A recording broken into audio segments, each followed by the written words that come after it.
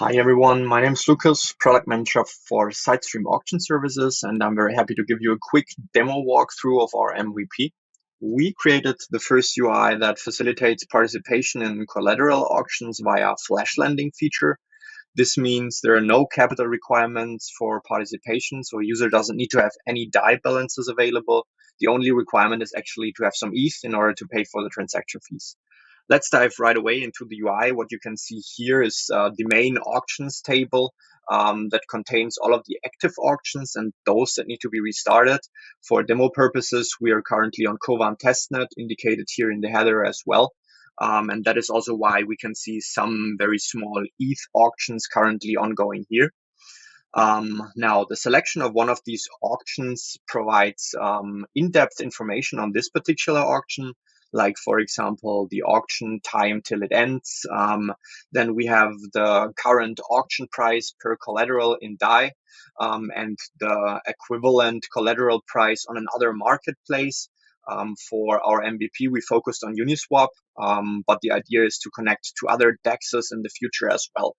So this should give the user already a quite good indication on the potential arbitrage opportunity due to price differences between the first marketplace, which is basically the auction, and the second marketplace, in this case, Uniswap. This becomes even more evident when clicking on the directly swap into profit button.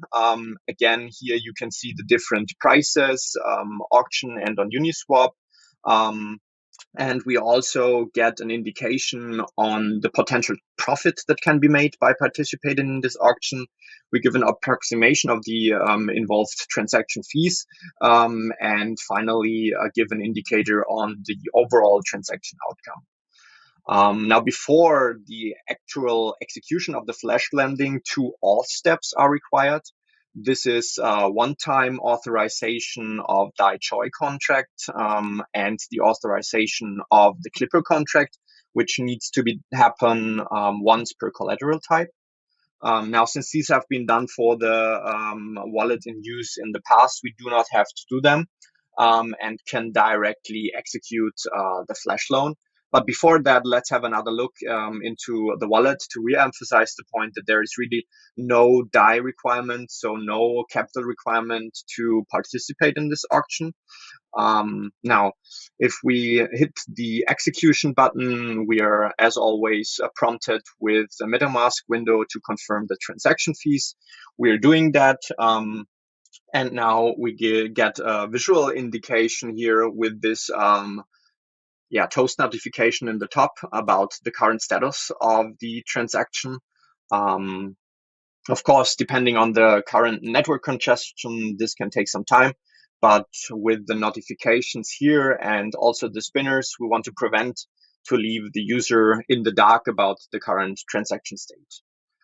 Now that the auction was successfully mined and confirmed, we do display that here at the top, stating that the auction is finished. And let's have a quick look into our wallet again. What we can see here now is that we were able to exploit the arbitrage opportunity, obtain some DAI by participating in this auction. So to put this feature a little bit into perspective, in case of an inefficient keeper ecosystem, meaning the bots that would automatically detect and engage in these auctions, this UI now provides a mechanism to manually participate in auctions via flash loan capability. So clearly this was a lot of information and context that is required for a user to actually understand all of the steps and actions on this UI. For a new user, this might be complex and even intimidating, which in the end might hinder auction participation. And that is why we also implemented an explanatory mode, changeable with the switch in the header. It provides more context on what this UI is good for and especially why and how users should interact with it. It also reflects part of our vision, namely to create intuitive UIs to increase the accessibility and the adoption.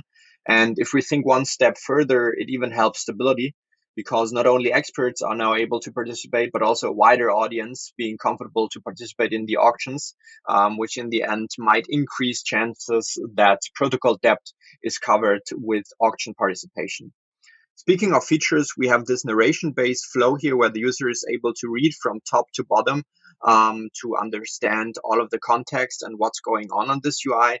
We provide explanatory tooltips that if the user wants to go down the rabbit hole, also link to the respective passages of the maker documentation. And another accessibility feature, for example, when the user tries to switch from within MetaMask to a network which is currently not supported, we do reflect that with a pop-up that enforces the user to change to one of the two networks that are currently supported. Yeah, so this is basically it. I hope this gave a good first insight on the capabilities of our MVP. There is more to come in the future, and we are really excited and looking forward to build. For now, feel free to have your own look on auctions.makerdao.network. Code is also open sourced. Please give us feedback. And of course, last remark, if you're more comfortable with the dark mode, we also have your back. So thanks for listening, and goodbye.